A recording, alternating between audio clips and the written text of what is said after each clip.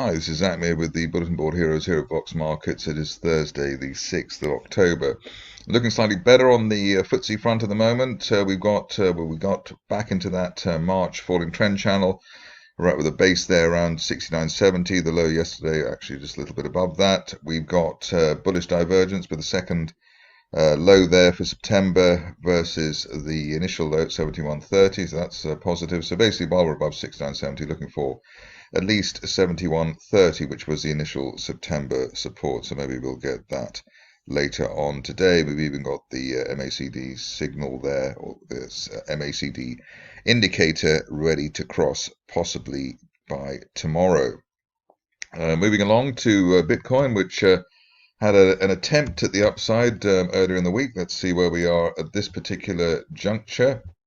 Still in this rather irritating range, but I suppose on the right side of 20,000, which is positive, on the right side of that November resistance line, sort of breaking that at the top of that descending channel, which is quite an achievement, and also resting right on the 50-day moving average. Would hope for at least a retest of last month's resistance near 22,600 before this particular recovery or rally attempt fades.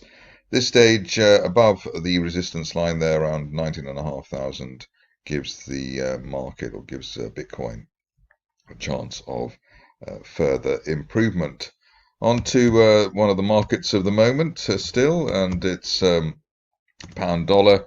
Here we had I suppose what now looks like a rather horrible bear trap below $1.10.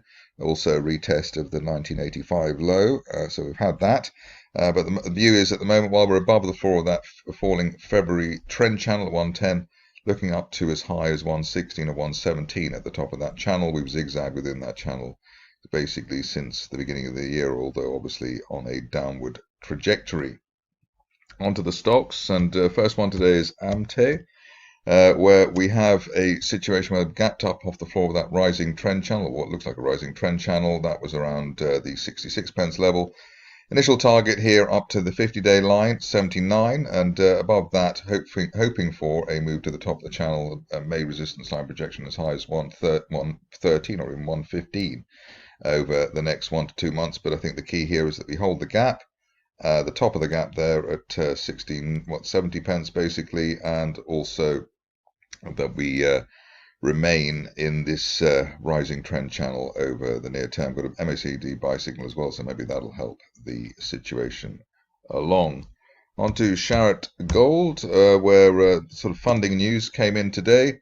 Interesting that we're still within this falling trend channel. We had a failed breakout towards the 200-day line, and that's got to be, I suppose, the destination, the best destination if we can recover from here. 10 pence support, and then looking to fill that gap up towards 14 maybe over the course of the rest of this month.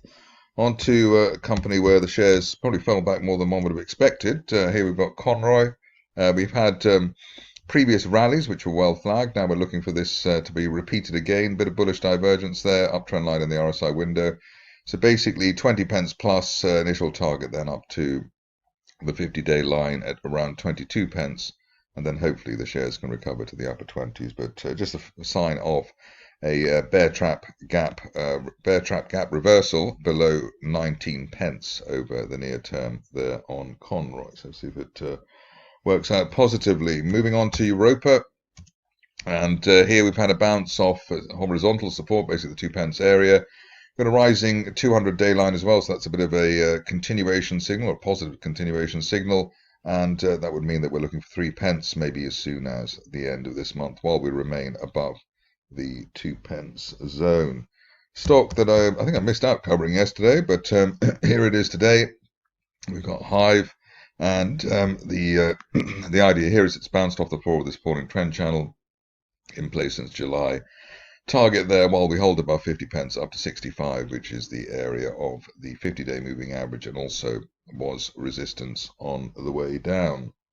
Stock which was a bit of a personal favorite a while back, Mila, when it was with the rally up from 2.5 to 6.5 pence back in the spring. Maybe it's time for a new bullish phase here. We had one from July, August, but this new one on the break of that June resistance line maybe we can get a retest of the 4.5 pence area by the end of the month if we stay above 2 3/4. Stock which had some news earlier in the week, I believe from memory, was NetScientific, and here after going to the lows, looks like we've had a bear trap rebound from below 48 pence, which was the March support area, and above that looking for the 50-day line initially around 56, and then hopefully up to the main post-June resistance in the upper 60s. So basically while we hold above the upper 40s, looking for the upper 60s on NetScientific, and a bit of bullish divergence there, so that should hopefully provide some momentum via the RSI indicator. Always good to see the CEO leading from the front in terms of buying the shares, and Poolbeg, that's what we had today. And the shares have actually, they're already looking as though they were bouncing around the 4 to 4.25 pence area. So the multiple lows there since May in that area. Maybe with the latest CEO buying, we could head up towards the 200-day moving average area, 6 or 7 pence by the end of the month. And the upside, especially valid while we hold above the 50-day moving average, 4 3/4. Just a couple of stocks ago now. The first one is Seeing Machines with its $65 million injection that I think we had today. The resistance line broken at 6 pence. And basically what we're looking for now is the top of that broadening triangle from March, as high as 9 pence over the next 1 to 2 months. Hopefully a bit sooner, given how good the news sounds at first glance. Finishing off with Vast Resources, where the shares are up today, which is rather pleasant. What's also pleasant is that we've had a gap higher, which is unusual for this stock after the gap down. So it's an island reversal. That could take the shares up to 0.65 in the 50-day moving average, as well as early September resistance. Ideally, we hold above 0.4 on that particular situation. That's it from me today. More updates tomorrow.